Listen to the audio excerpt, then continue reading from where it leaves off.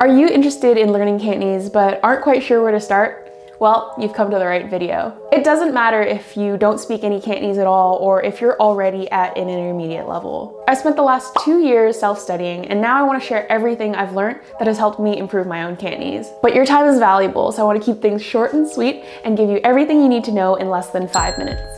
To learn a language, you need to study.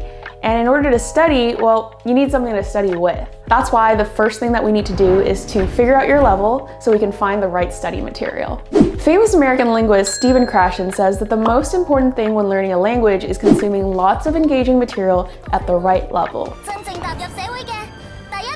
But what do we mean by right level? I'd say if you can understand most of it and don't have to look up every other word, then you're probably good. But if I had to put a number on it, I guess I'd say 80%. I think that's a good rule of thumb. There are so many good resources like YouTube channels, podcasts, movies, and music. I've linked a bunch of great resources that I've spent years compiling in the description below, so be sure to check those out.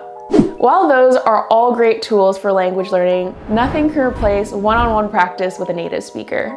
For many of us, the solution is simple. Just speak Cantonese to our family and friends. But what if you don't have anyone around you to practice with? Back home in Toronto, I lived in an area with a lot of Cantonese speakers and I spoke Cantonese every day with my family. But now I live in a part of California with practically no Cantonese speakers, and so I have a lot fewer chances to speak it. And honestly, speaking to Jared isn't gonna cut it. This is why I strongly recommend using italki, which is one of the most popular online language learning platforms today.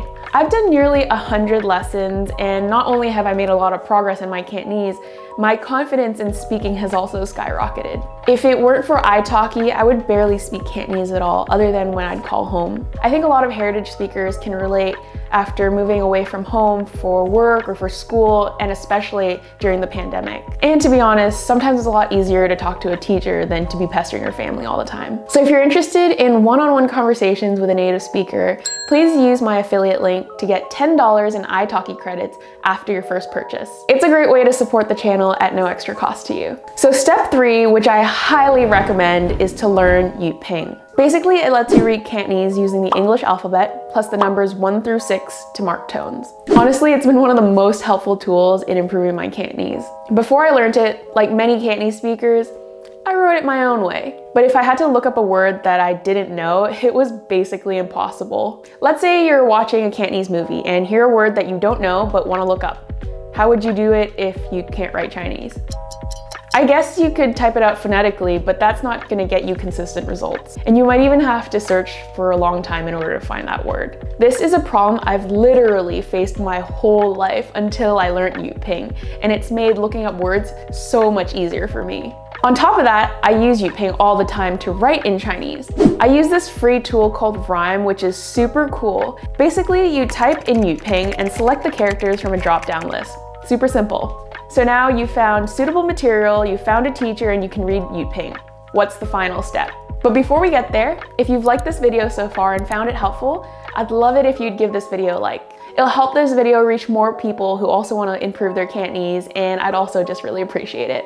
Alright, now for the final step. All the study materials and all the Yupings won't help if you aren't consistent. That's why I believe that the best thing you can do is to incorporate Cantonese practice into your daily routine. Language learning is a marathon, not a sprint. It's much better to practice a little bit every day than to study like crazy just to crash and burn. After a lot of experimenting, I've come up with some great tips to design your own routine. The first and most important one is to set realistic goals like 30 minutes a day, 5 days a week. If you have time to shower, you have time to listen to a podcast. Next, find study material you actually enjoy. If you hate TVB dramas, try Canto vlogs instead. The last thing is to not beat yourself up. If you miss a day, try not to miss 2 or more days in a row. That'll help keep you on track. And if you want even more tips, check out this video on how I study. Alright, so I hope my tips have helped you get started on the right path. Improving my Cantonese has been one of the most rewarding things that I've done, and I hope it is for you too. So good luck in your studies and 加油! Before I go, I want to say thanks to all my Patreon supporters. I'm so grateful to all of you for supporting my work, and if you appreciate what I do too, please consider checking it out. Alright, 下次再見, bye bye!